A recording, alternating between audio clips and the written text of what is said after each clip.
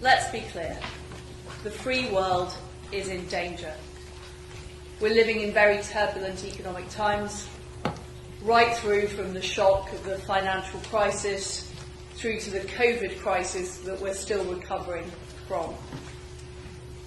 We have less of the world's population living under democracy than we did 30 years ago.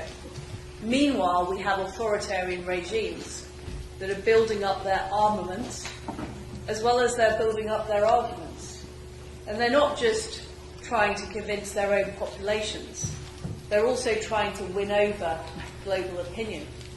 And they're trying to create a new global world order. Now, on the subject of China, which we're talking about today, no one would rather see a free, democratic, prosperous China than me. Of course I would. I'm a huge admirer of Chinese culture and civilization.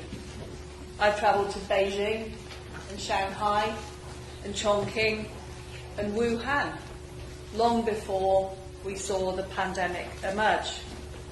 In classrooms, businesses and factories, I've seen the application, the ingenuity and the hard work of the Chinese people. But these people are being ill-served by a regime which is about control. It's not about freedom. Some people say that standing up to this regime is a hopeless task, that somehow the rise of a totalitarian China is inevitable and we just have to face facts. But I reject this fatalism. And the free world has a significant role to play in whether or not this happens, and if it happens, how it happens. After all, we encouraged China to embrace economic freedom. We believed that it would mean that the citizens of China gained political freedom. But the reality is that the opposite has happened. Nixon became the first US president to visit the People's Republic of China. His handshake would be known as the handshake that changed the world. And that was no understatement. Less than 30 years later, China was admitted to the World Trade Organization. And at the time, people didn't pay very much attention to this. But it catalysed China's rise to become one of the world's largest economies.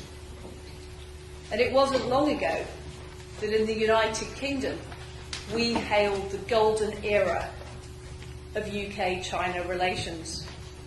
We rolled out the red carpet for the Chinese president with all the pomp and ceremony that came with a state visit. I should know, I attended a banquet in his honour at the time. Looking back, I think this sent the wrong message. A few years later, China removed the two-term limit on the president, and the one-party state strengthened its grip on power at home, and it also gained even more influence on the world stage. We ignored far too many of the warning signs, from the Tiananmen Square massacre to the so-called Uyghur re-education camps, not to mention the disgraceful dismantling of one country, two systems in Hong Kong. Much of the world has turned a blind eye to these actions, at least until recently. But since it was the free world that enabled China's rise, it must be the free world that challenges its economic dominance before it is too late.